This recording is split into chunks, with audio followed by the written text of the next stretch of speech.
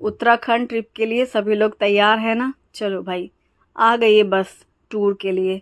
सभी लोग साथ में चलेंगे घूमने। तो जैसा कि लास्ट व्लॉग आपने देखा है कि हम हेमताल में आए थे और हमने वहाँ पर बोटिंग की थी और बोटिंग करने में बहुत मज़ा आया। इन लोगों ने तो बोट फंसा भी थी एक जगह, वो भी बहुत मज़ेदार सीन था। फिर बोट खींची गई और चलो, बोटिंग करने के बाद ये था कि लास्ट था कि अब हम सीधा अपने रूम में पहुँचेंगे, जो कि ऑलरेडी पहले से बुक था। इसी वजह से जो भी हमारा टूर चल रहा था वो फिर हमारा यहीं आना था हमको, अपने होटल में। रूम नंबर 101, जो कि मुझे मेरी हॉस्टल की याद दिलाता है। मेरा जो हॉस्टल में रूम नंबर था ना वो 101 था। कभी भी मुझे ऐसे होटल में 101 दिखता है या कहीं भी जाओ नंबर, तो वो मुझे रूम हॉस्टल वाले याद आता है नंबर। ये रूम बहुत ही पॉश है। सिंगल एक रूम है जिसमें दो बेड, एक बेड है, ठीक है, डबल बेड है। हमें दो बेड चाहिए थे, जैसा कि अभी तक में हर जगह हमने वही रिक्वायरमेंट थी हमारी। तो ये सोफ़ा जो रखा है, सोफ़ा बेड बन जाता है, तो वो रात में बेड लगा लिया था। एक ऐसी पतली सी कबर्ड रखी हुई है जिसमें ब्लैंकेट दिया हुआ है, लेकिन ब्लैंकेट की कोई ज़रूरत नहीं थी क्योंकि बहुत गर्मी है अभी हिमताल में, मतलब हमें गर्मी महसूस हो रही थी। ये अटैच वॉशरूम है बेडरूम से, बाकी कोई स्पेस नहीं है, बस मेन वो डोर दिख रहा है। ये बेसिन लगा हुआ है, ये बाथरूम, टॉयलेट। और ये जो सोफ़ा है, ये अभी सोफ़ा रखा है, रात में बेड लग जाएगा। हाँ, गीज़र लगा हुआ है। तो हमें ये सिर्फ आज रात स्टे करने के लिए ही चाहिए था, क्योंकि नेक्स्ट डे हम रामनगर के लिए निकल जाएंगे। जिम कॉर्बेट जंगल सफारी, वहीं पे हमारी बुकिंग हुई है। उसके लिए भी ना 2 दिन पहले से बुकिंग करनी पड़ती है। तो जैसा हमारा टूर चल रहा था, हम नैनीताल से हिमताल आए हैं। नैनीताल हमने आज घूमा, मॉल रोड देखा और जो भी घूमा वो आपने लास्ट व्लॉग में देखा ना। तो बस यहाँ हम शाम को आए हैं। शाम को आते ही बस सीधे यही लग रहा था चाय पीनी है, क्योंकि थकान इतनी ज़्यादा हो रही थी। सफ़र ही था पूरा। सुबह के जो हम निकले थे हिमवादी रिसोर्ट से, तो पूरा घूमते घूमते चले आ रहे थे, सीधा वहीं गए थे नैनीताल। और नैनीताल में उसके बाद हम, हाँ, हनुमान गढ़ी भी गए थे, है ना। उसके बाद हम सीधे यहाँ आ गए थे, रात यहीं सोए। शाम की चाय समोसा नाश्ता किया गया था और फिर रात में बच्चों ने मैगी और मोमोज़ खाए थे, हमने तो खाया ही नहीं था रात में। और बस फिर सो गए। सुबह जल्दी उठे और ड्राइवर भैया आ चुके थे। वही टाइम हमारी सेट थी कि हमें जल्दी निकलना, 8 सवा 8 तक। कोई नाश्ता चाय कुछ नहीं हुआ सुबह सुबह यहाँ पर, क्योंकि यहाँ वैसे भी ये जो होम स्टे है ना, यहाँ पे कोई ऐसी फैसिलिटी नहीं थी। मार्केट में ही जाना हो रहा था, उसी आने जाने में कितना टाइम लग रहा था। तो ये हुआ कि जब हम सुबह सुबह निकलेंगे यहाँ से रामनगर के लिए, तो वहीं पर बीच रास्ते में ही कहीं चाय नाश्ता कर लिया जाएगा। तो बस अभी हम चल ही रहे हैं। बहुत ही सुंदर वादियाँ दिख रही हैं ना, नज़ारे बहुत खूबसूरत से हैं। ये हिमताल है। अब कहीं भी जाओ उत्तराखंड में, सब ऑलमोस्ट सीनरीज एक जैसी ही दिखेंगी आपको। कुछ ऐसा चेंज नहीं लगेगा, पर देखने में आँखों को बहुत अच्छा लगता है।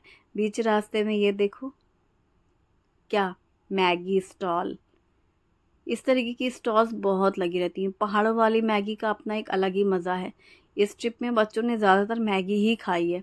उनके मन का कुछ भी खाना ना मिले ना, तो बस उनको लगता था इजी वे है, मैगी खा लेते हैं। तो यहाँ पर सुबह के समय जो हम निकले ना, तो हमें तो चाय पीनी थी, तो चाय यहाँ बन रही है और मैगी बच्चों के लिए, और मैंने तो भाई चाय ली है हम लोगों ने। तो चाय और यहाँ ये मैगी, ये नाश्ता था। तो मुझे तो मैगी नहीं खाना था, इन्हीं लोगों को खाना है। और एक बहुत इस ट्रिप में यही है, पहाड़ों वाली मैगी का अपना एक अलग ही टेस्ट रहता है मैगी प्रेमियों के लिए। और कोई ऑप्शन भी नहीं रहता ज़्यादातर ना। फिर यहाँ का जो खाना है, जैसे पहाड़ी दाल रहती है या फिर क्या, अलग ही तरीके का टेस्ट लगा मुझे भी। हाँ, कोई भी चीज़, जैसे कढ़ी है, वो भी बिल्कुल डिफरेंट टेस्ट की थी। तो हो सकता है हमने पहली दफ़ा खाया है तो हमें उतना स्वाद, एक होता है ना, आदत लगी रहती है। कोई ना, 4-6 दिनों के लिए तो सब तरीके का खाया जाता है पेट भरने के लिए। और बस फिर हो गया सुबह का चाय मैगी नाश्ता। फिर हम लोग निकल पड़े। सीनरीज बहुत प्यारी, कहीं कहीं एकदम आँखों को जैसे ना ऐसे छा सी जाएँ। कभी कभी ऐसा लगता है जैसे ये सीनरी तो हमने कहीं पोस्टर में देखा है। कई बार मुझे ऐसा लग रहा था। वो जो पहले ऐसे रोड पे नहीं बिकते थे बड़े बड़े से वॉल स्टिकर, हम लोग तो हॉस्टल में भी ना ऐसे बेड या सो जो हम लोग का लगा रहता था तखत मिलते थे, तो हम लोग साइड में ऐसे वॉलपेपर लगाते थे ना। तो कई बार ऐसे इस तरीके की सीनरी वगैरह भी हम लोग ऐसे पीछे चिपका लेते थे, तो वो इसी तरीके की सीनरीज हुआ करती थी। जैसे देखो अभी ऐसा लग रहा है ना, ऐसे ही। तो सीनरीज देखने में ही बस केवल मज़ा आ रहा था। सफ़र में ऐसे ही सफ़र कट जा रहा था, सिर्फ बाहर के नज़ारे देखते देखते। कितना भी लंबा रास्ता हो यूं ही कट जाता, क्योंकि हर जैसे जैसे रास्ते बढ़ते जा रहे हैं नज़ारे और ठंडी हवाएं, वादियाँ, बहुत अच्छा लग रहा था। कहीं ऐसा लगता है कि ये घरों के बीच में ये कैसे पहाड़ आ गए, और फिर कभी ऐसा लगे कि पहाड़ों के बीच में ये घर कहाँ से बन गए। तो पूरा अब ना धीरे धीरे बस्ती हर जगह ही होती जा रही है। आपने देखा ही होगा, जहाँ पहले कभी आप 10-15 साल पहले गए होंगे, वहाँ आप अगर जाएंगे तो आपको काफ़ी कुछ चेंज लगेगा। ऐसे कुछ कमेंट्स भी आ रहे हैं कि वो काफ़ी साल पहले गए थे, जैसे अभी शुभी शुभम है, इस एज में वो लोग गए थे अपनी मम्मी पापा के साथ, और तब बिल्कुल अलग था। बिल्कुल सही, और क्या, बहुत कुछ बदल जाता है 15-20 सालों में। और जब उन्होंने ऐसा बोला कि ये शुभी शुभम की एज में वो घूम इसी आए थे यहाँ पर, तो मैं कहना चाहूँगी एक्चुअली यही एज है। ये जो एज है ना बच्चों की, घूमने में इनको अच्छा लगता है, इनको थकान भी नहीं होती है, और ये चीज़ें इनकी मेमोरी में रहेंगी, याद रहती हैं।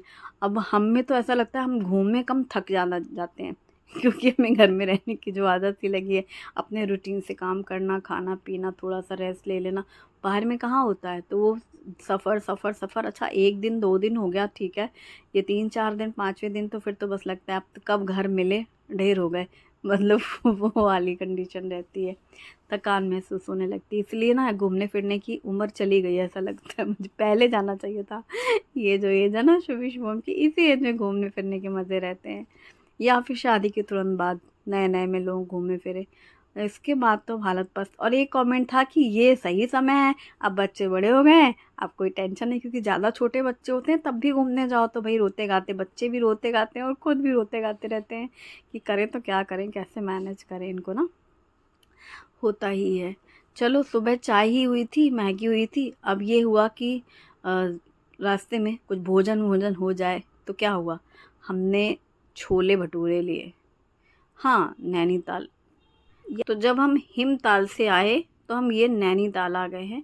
नैनीताल में मॉल रोड में बच्चों से कहा खा लो, तो उन्हें खाना नहीं था क्योंकि वो मैगी खा चुके थे, और हम सिर्फ चाय पिए हुए थे।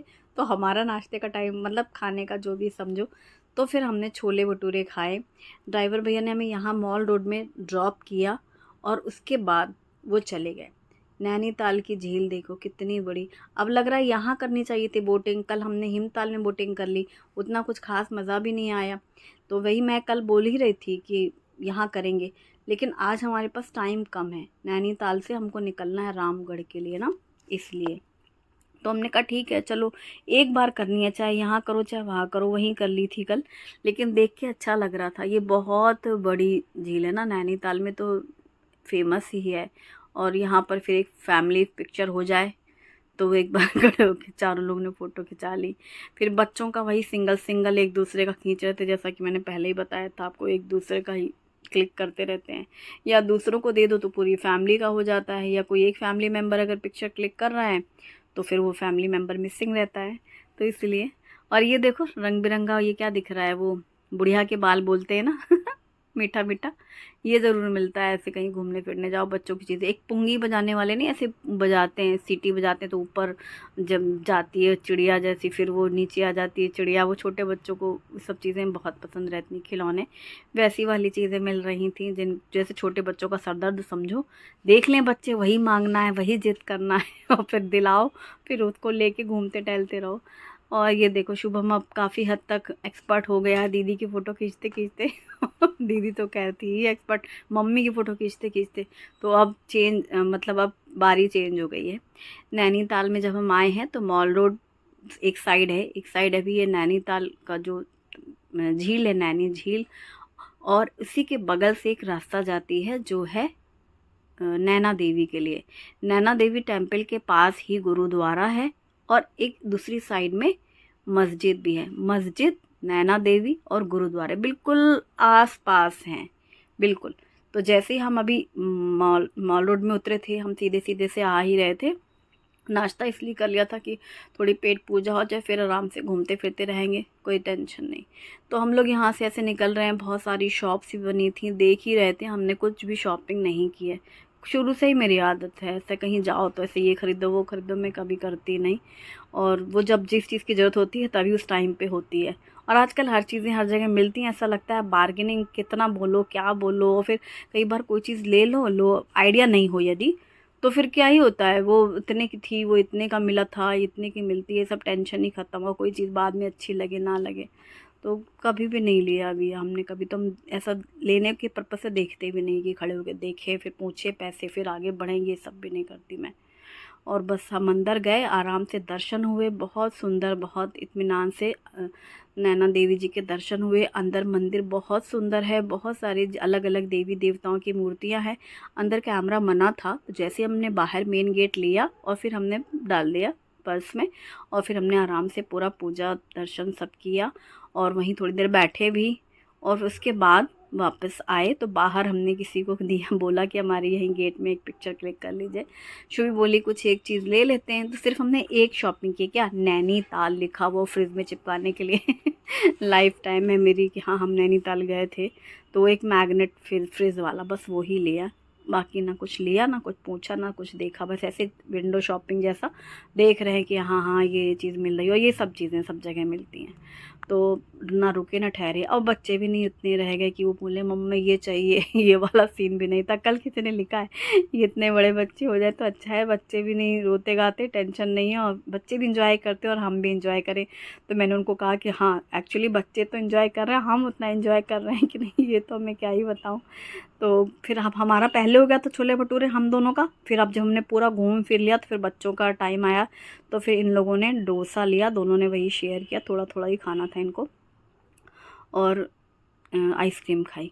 बहुत कॉस्टली है नैनीताल। यदि आप आएंगे, जितनी भी जगह हमने घूमा है हर जगह की जो भी फूड रेट्स थे, नैनीताल में सबसे ज़्यादा हाई रेट से, हर जगह से कंपैरेटिवली। हर जगह है ज़्यादा, आपके शहर से तो हर जगह बाहर में बाहर की चीज़ जैसी दुनिया रहेगी, लेकिन उन सभी जगह से जहाँ जहाँ हम गए, जैसे रानी खेत है, और कहाँ गए थे, कौसानी गए थे, और फिर उसके बाद हिमताल गए, तो यहाँ नैनीताल में सबसे ज़्यादा रेट हाई थे।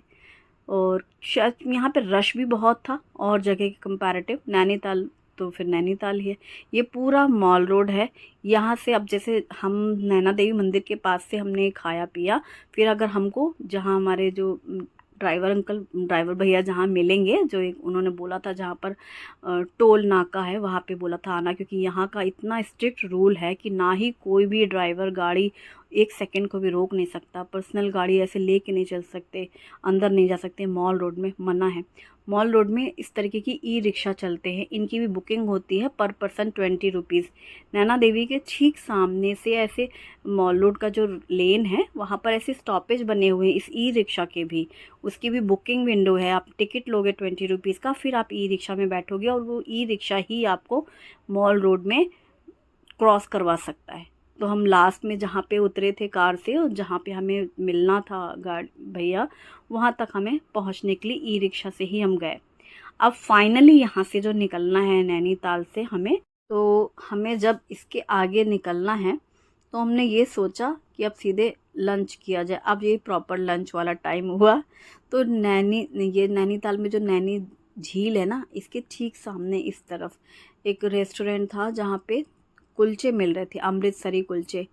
फिर कुलचा लिया गया, वही वो था, आलू का पराठा भी कह सकते हो आप, आलू प्याज वाला कुलचा और गोभी का कुलचा, और कोल्ड कॉफ़ी ली शुभी ने। तो ये हम लोगों का अब लंच हुआ। वो ब्रेकफास्ट टाइम था और ये थोड़ा थोड़ा ही सबने हल्का हल्का ही खाया था, क्योंकि आधी आधी भूख रहती है। ऐसे घूमने जाओ ना तो पूरी तरह से कोई भूखा नहीं रहता, और थोड़ा थोड़ा करके नाश्ते जैसा होता रहता है। तो ये हमने टेस्ट किया आलू कुलचा, और उसके बाद जो मैंने बोला ना कि टोल नाका पे बोला था भैया ने हम लोग को आने के लिए, तो हम लोग वहीं पर पहुंच गए लंच करके, और एकदम टाइम से ही बिल्कुल हम लोग गाड़ी से निकल गए। हम आए हैं हनुमानगढ़ी मंदिर, जो कि करोली बाबा जी के ना 4 धाम नैनीताल में फेमस हैं। एक तो मेन धाम जहाँ पे नीम करेली बाबा जी का दर्शन हमने किया और आपको करवाया था, वो है एक रास्ते में मिला था छोटा सा मंदिर, तब हम वहाँ उतरे नहीं थे क्योंकि हम तब पहले दिन क्या नाम है, काठ गोदाम से जब जा रहे थे रानी खेत के लिए। 2 हो गए। तीसरा ये हनुमानगढ़ी, सबसे ज़्यादा मन को जैसे शांति मिली हो, या आप मेरे से पूछो कि तुमने इतनी सारी जगह देखी तो कहीं तुम्हें ऐसा लगा कि हम दोबारा कभी जाएं, या अभी यहाँ से जाने का मन नहीं? हर जगह हम पहले से रेडी हो जाते थे कि हाँ हमें जान मतलब हो गया, अब चलिए बढ़िया। यहाँ पे ऐसा था, ऐसा लग रहा था अभी रुक जाएं थोड़ी देर, अभी थोड़ी देर बाद जाएं।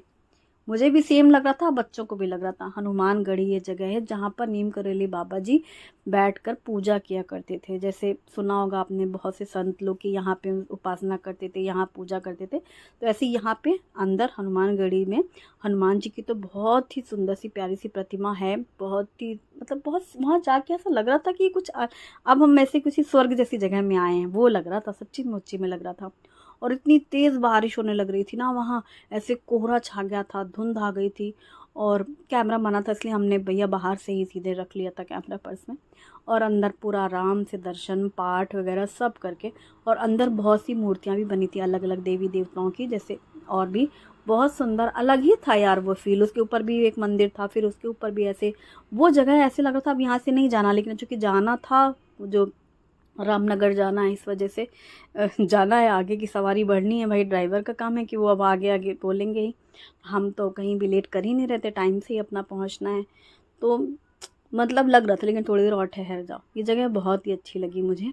और एक और है, चौथा भी है नीम करोली बाबा जी का, वहाँ पे हम उस दिन नहीं जा पाए थे कल, क्योंकि वो उन्होंने वो 15 तारीख की वजह से ना पूरा जाम हो रखा था, तो चेंज कर दिया ये था है रूट। दिसानो पेने पास्ता, जो कि दुरुम व्हीट से बना हुआ है। Agaro हनीकोम tri-ply stainless steel frying pan में पानी, नमक और ऑयल डाल करके पास्ता को बॉईल कर लिया, फिर छान के साइड में रख लिया। उसी पैन में ऑयल गरम किया, पतला कटा हुआ प्याज डाल करके भून लिया, फ्राई कर लें। फिर इसमें अदरक लहसुन हरी मिर्ची का पेस्ट 1 चम्मच डाल करके मिक्स करके भून लिया। हरी मटर डाल करके भी भून लेंगे। हरी मटर को पकाने के लिए ढक करके पहले मटर को सॉफ्ट हो जाए, प्याज के साथ भून गई। फिर इसमें रेगुलर से मसाले, हल्दी पाउडर, धनिया पाउडर, मिर्ची पाउडर और टोमेटो प्यूरी डाल करके नमक डाल दें, मिक्स कर लें। नमक डालने से टमाटर जल्दी से सॉफ्ट हो जाते हैं, पक जाते हैं, मसाला अच्छे से भुन जाए और ऑयल सेपरेट सा होने लग जाए। फिर इसमें बॉईल किया हुआ पैने पास्ता डाल करके मिक्स कर लेंगे। ऊपर से टोमेटो केचप डालेंगे, ब्लैक पेपर पाउडर डालें और ऊपर से कटा हुआ धनिया पत्ता डालें। ये हमारा इंडियन स्टाइल पास्ता रेडी है। गर्मा गर्म एंजॉय करें। वीडियो पसंद आए तो लाइक करें। Thanks for watching.